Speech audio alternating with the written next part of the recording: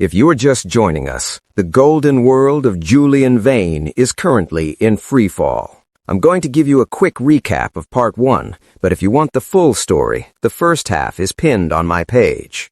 For years, Julian Vane played the role of the ruthless king of logistics. He thought he was untouchable. He thought the 70-year-old delivery driver standing in his penthouse, limping, smelling of engine oil, and late with a lunch order was just a nobody named Sam. Julian was dead wrong. In a fit of arrogant rage, Julian didn't just fire Sam, he humiliated him. He mocked his smell. He called him charity. He pushed the old man hard enough to make him stumble before slamming the door in his face. Behind the door, there was more to Sam than met the eye.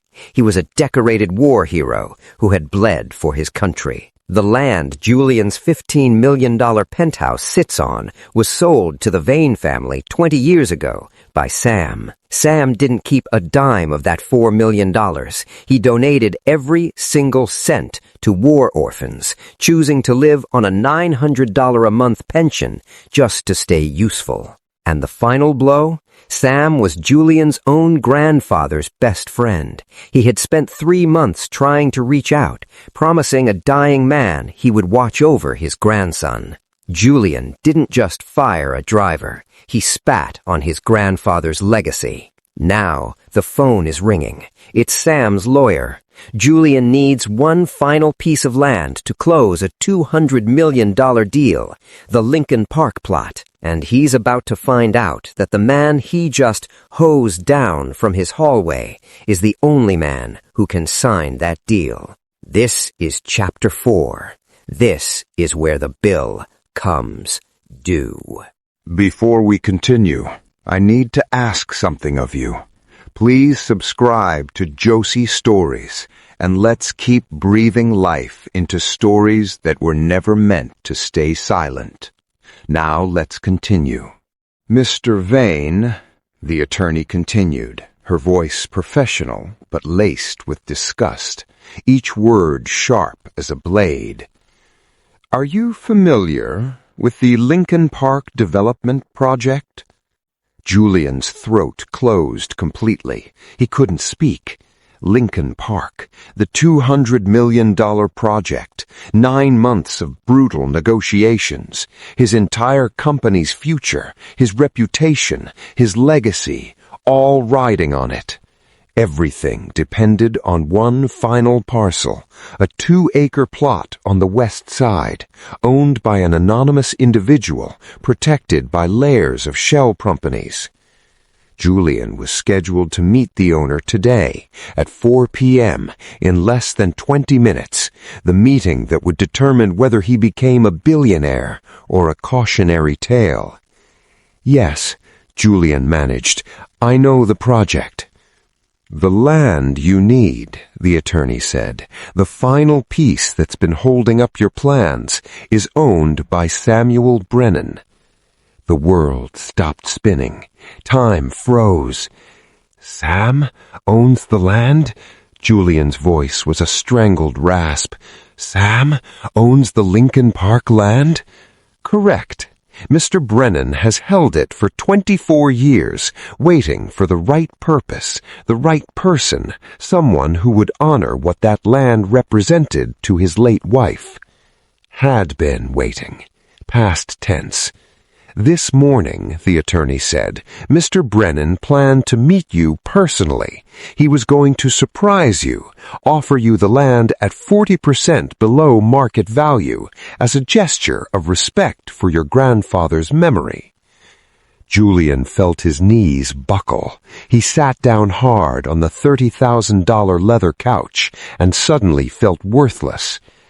Edward Vane saved my client's life in Vietnam, took shrapnel in his back, dragging Sam to safety. Before your grandfather died, he asked Mr. Brennan to do one thing. Look out for Julian. Help him become a good man, not just a successful one. The words hit like bullets. Mr. Brennan has been observing you for years. He wanted to help you. He wanted to give you this gift worth $14 million for barely half its value. Wanted, past tense. Please, let me talk to him. I didn't know who he was. I didn't understand. This morning, the attorney interrupted, Mr. Brennan decided to test you one final time. He took a delivery shift specifically assigned to your address. He wore his oldest clothes. He made sure he smelled like engine oil, because that's what Sam does, Mr. Vane. He spends his mornings fixing cars for homeless veterans who can't afford mechanics. It was all a test, Julian breathed.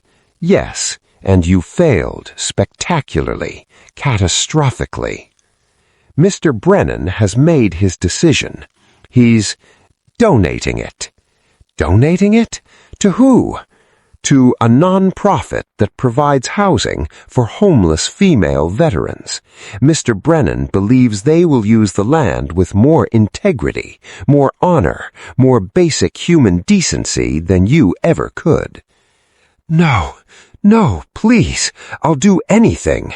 Mr. Brennan doesn't want your money. He wants you to understand something your grandfather tried to teach you, something you clearly never learned. What? Your grandfather treated all people, regardless of their wealth, their smell, or their appearance, with dignity. He hoped, he prayed that you would inherit that, the single essential quality that separates decent human beings from successful monsters. Today, you proved you inherited nothing but his name, and honestly, Mr. Vane, that's an insult to his memory. Tell Julian that his grandfather would be ashamed, and tell him I'm done keeping promises to dead men who raised disappointing sons. Silence filled the room like poison gas. Julian sat there, listening to nothing. His company, his reputation, his future, all destroyed in 18 minutes because he couldn't show respect to an old man who smelled like engine oil. Sir, what do we do now? Marcus was staring at him. Julian didn't answer. He had just realized something worse than losing the deal. His grandfather had asked his best friend to guide him, to help him become a good man, and Julian had spit in that man's face. Julian was already moving before the thought fully formed. Grabbed his coat, ignored Marcus calling after him, sprinted to the elevator, jammed his finger against the button 17 times. Make time rewind, undo the last 30 minutes. The doors finally opened. Julian burst inside, pressed P for parking, hit the button again and again and again. 12 floors down, felt like 12 hours.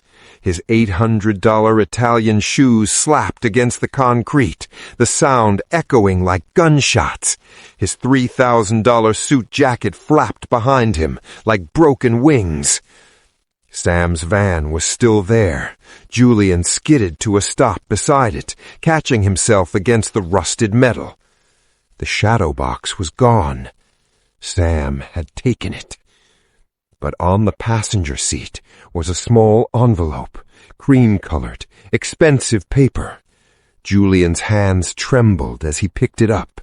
His name was written on the front in shaky but elegant handwriting. Julian, your grandfather was my brother in every way that mattered. We bled together in Da Nang, starved together in the jungle. When Edward asked me to watch over you, I said yes, because that's what you do for brothers. I've watched your career for 5 years. I was proud. I thought Edward's legacy was safe. Today, I delivered food to your door. I wanted to see if there was anything of him left in you, beyond his name and his money. I saw enough, more than enough. I don't hate you, Julian. I pity you. Julian's lungs burned. At the bottom of the letter, an address written in red ink. Sister Grace Home for Veterans. Deed signing, 4 p.m. Julian checked his watch. 3:41. 19 minutes. He ran. Not to his car. Traffic would be a prison. He ran. 14 blocks to Riverside Drive, through crowds of tourists, past street vendors. People stared at this wild-eyed CEO, suit torn, face streaked with sweat and tears. He didn't care. Nothing mattered, except reaching Sam before he signed that deed, before the last door slammed shut forever. 3:58 p.m. Julian collapsed against the brick wall, gasping for air that wouldn't come. Through the front window, he saw them. Sam, Mrs. Chen, and a lawyer with papers spread across the table, like judgment documents. Julian burst through the door like a hurricane. Sam! Every head in the room turned. The room went absolutely silent. Julian walked forward, breathing in ragged gasps. One shoe was split open. He was a broken man. "Please," Julian said, "please don't do this." Sam stood slowly, painfully, leaning heavily on his cane. He looked at Julian with those cloudy, milky eyes. "I'll pay double, triple, 30 million. I'll build a hospital. Just please." "Stop." Sam's voice wasn't loud, but it cut through Julian's begging like a knife. He looked Julian in the eyes and said 7 words that broke Julian's world apart. "You still don't understand, do you?" Before Sam speaks, I need you to hear something, just between us. If you're listening right now, I want you to help me prove something. My mother told me this was a waste of time. She said a channel like this would never even reach 1,000 subscribers, that nobody cared about these kinds of stories anymore. But I don't believe that. I believe stories of honor, sacrifice, and justice deserve to be heard, and I believe you are the reason why. Help me show her she's wrong. Help me show the world that these tales still matter. If you're with me, hit that subscribe button right now. Now, let's hear what Sam has to say. Sam didn't raise his voice. He didn't need to. 20 people in that room, combat veterans, lawyers, and staff, all fell silent, waiting. "You think this is about money," Sam said, each word measured, carrying the weight of 70 years.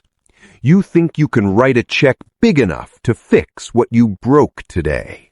Julian opened his mouth to promise anything, everything, but Sam raised one weathered hand, fingers trembling from age and old injuries. "Let me finish, son. In 1968, I was in Da Nang. My unit was pinned down in a valley, enemy fire coming from 3 sides. We were trapped like fish in a barrel, just waiting to die. I took a round in the shoulder, another in my leg. This leg, right through the femur. I went down hard. I was bleeding out in the mud, making peace with dying at 23 years old, in a jungle 10,000 miles from home. I took a round in the shoulder, another in my leg. This leg, right through the femur. I went down hard. I was bleeding out in the mud, making peace with dying at 23 years old, in a jungle 10,000 miles from home. I asked him why risk your life for mine? And you know what he said? He said, because that's what decent people do, Sam. We don't leave people behind, not ever. That's what makes us human. Sam took a step closer. His eyes bored into Julian's soul, hardening like steel. Your grandfather built Vane Logistics on that principle. He treated everyone, from the CEO to the janitor, with dignity. He paid the medical bills for a security guard's daughter with leukemia and never asked for credit. He did it because it was right. And you, the man carrying his name, you pushed a 70-year-old veteran down your hallway because he smelled bad. Julian's face burned with a shame so deep it felt like his skin was melting off his bones. Finality. I don't want your money. I gave away $4.2 million 23 years ago, and I've never regretted it for a second. Infinitely sad. I wanted to see if Edward's legacy survived in you. But it didn't. You inherited his wealth, but you didn't inherit the one thing that actually mattered, his character. The pen scratching across the deed was the loudest sound in the room, final as a judge's gavel. Gently to Mrs. Chen. The land is yours, Sarah. Build homes for women who serve their country. Give them the dignity this man doesn't understand. Julian was drowning. He grabbed Sam's arm, not a push this time, but a plea. Whispering, broken. Is it too late? Is it too late for me to fix this? Quiet, fading out. That is entirely up to you, son. Entirely up to you. 6 months later. Julian Vane didn't live in the penthouse anymore. He'd sold it to pay the debts of a collapsed empire. He now lived in a modest apartment in Queens. The rent was $1,800 a month, a number he thought about every single day. But something fundamental had changed. On his desk, assembled by his own hands, sat a photograph of his grandfather, and next to it, a letter.